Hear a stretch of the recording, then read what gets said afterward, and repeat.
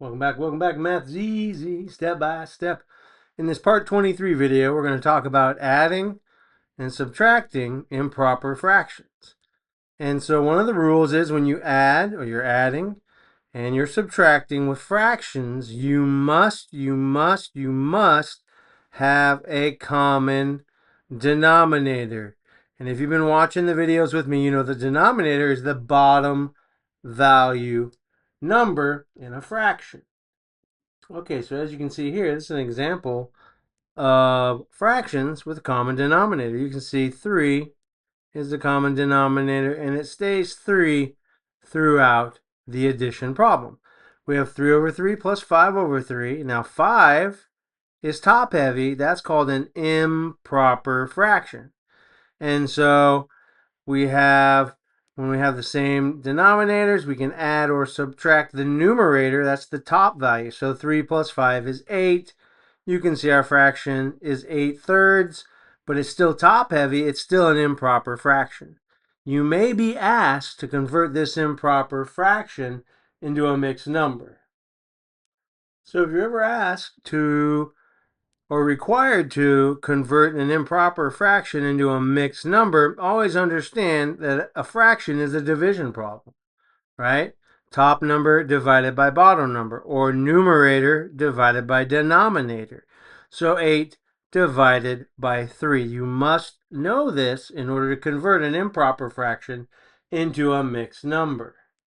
Okay, so if this method is new to you, go back, watch part 1 video regarding fractions all the way up through part 22, and this will make a ton of sense, right? It's going to take some time, no doubt about it, but your understanding of fractions will be so much greater, so much better than ever before, especially if you struggle with fractions. So I go over this in-depthly in those earlier parts of videos.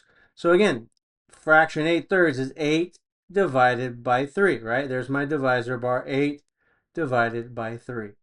And so 3 times what number gets me closest to 8 without going over? And I know 3 times 2 is 6. 3 times 3 is 9, and 9 is larger than 8, so that will not work. So 3 times 2 is 6. I'm going to subtract 6 from 8.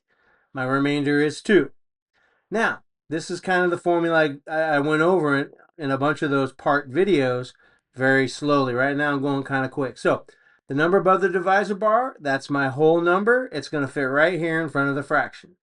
The remainder of 2, that's the top number of my fraction, or what's called the numerator.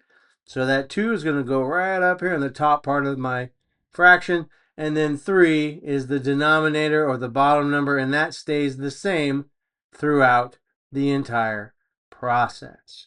So, hey, let's get right on into it. Let's add. Let's do some examples of adding and subtracting, finding common denominators, and then making the conversion of an improper fraction into what you see here, a mixed number. Okay, here we got an example of a couple improper fractions. We have 5/2, or 5 over 2, plus 4/3, or 4 over 3. Now, as you can see here, these both fractions are top heavy. That makes them an improper fraction. However, let's look at the denominator. That's the bottom number of the fraction. They are not the same. 2 and 3. And you must have the same common denominator. That's the same bottom number in order to add or subtract fractions, right? So what number does both 2 and 3 share? Okay, so the goal is to convert the 2 and the 3 into a number that both 2 and 3 share.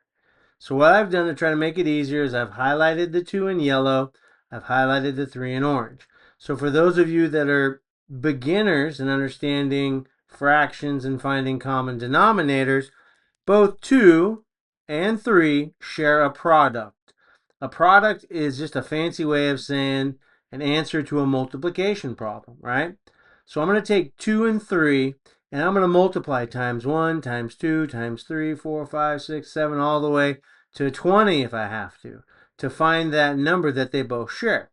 So 2 times 1 is 2, 2 times 2 is 4, 2 times 3 is 6. And if you look, each time I multiply a new number, I'm just adding 2, right? Because 2 times 1 is 2. Add 2 plus 2 and you get 4. That's 2 times 2. Add 2 to 4 and you get 6. That's 3 times 6, right? Add 2 more to 6, you get 8. That's 2 times 4, right? And on it goes. So here are all the products of 2. And I'm going to do the same thing with 3. 3 times 1 is 3. 3 times 2 is 6. 3 times 3 is 9, right? And if I add 3 to 3, I get 6. I add 6 to 3, I get 9. I add 3 to 9, I get 12. And 15, 18, 21. So now you can see all of the products of the two numbers, 2 and 3. So, they both share a 12, right? 2 times 6 is 12. And 3 times 4 is 12, right? Well, if there's a smaller number that they both share, or a smaller common denominator, is kind of what we're looking for, then you want to go for it. Now, you could use 12 if you really wanted to, but you're going to have to reduce your fraction before you have a final answer. If you choose the smaller product that both 2 and 3 share, then most likely, there's always exceptions to the rule, but most likely you will not have to shrink your fraction. All right, so 2 times 3 is 6, so I'm going to multiply the 2 over here times 3. What I do to the bottom? Got to do to the top. 3 times 2 is 6, right? So I'm going to multiply 3 times 2 in the bottom part of the fraction. What I do to the bottom? Going to also have to multiply times 2 at the top. And so we found our common denominator of 6. Now we got to manipulate our fractions so we can add or subtract. Let's take a look and see what that looks like. Okay, so here you can see what it looks like. Now I want to point out, if you're really, really good at your multiplying and dividing skills, then you don't need a product t-chart like I showed you a second ago. You would just know that 2 times 3 is 6. I'm going to multiply 3 top and bottom, and 3 times 2 is 6. I'm going to multiply 2 to top and bottom in order to come up with a common denominator. But if you're struggling with your product tables and you struggle with fractions, you probably want to set up that t-chart for a while, and eventually you'll get so good you'll never need it again. So 2 times 3 is 6, 5 times 3 is 15, plus 3 times 2 is 6, 4 times 2 is 8.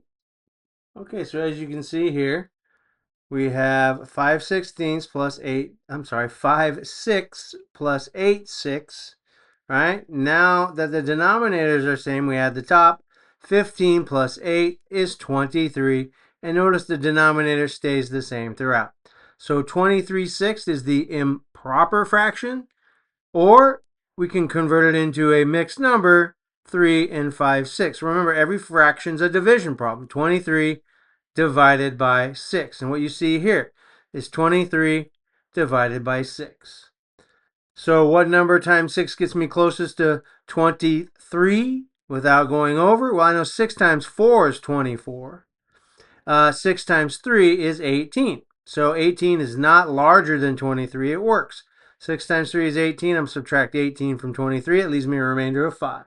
So if you remember the formula, number above the divisor bar is my whole number. Remainder is my new numerator, or top part of the fraction, and the denominator stays the same throughout.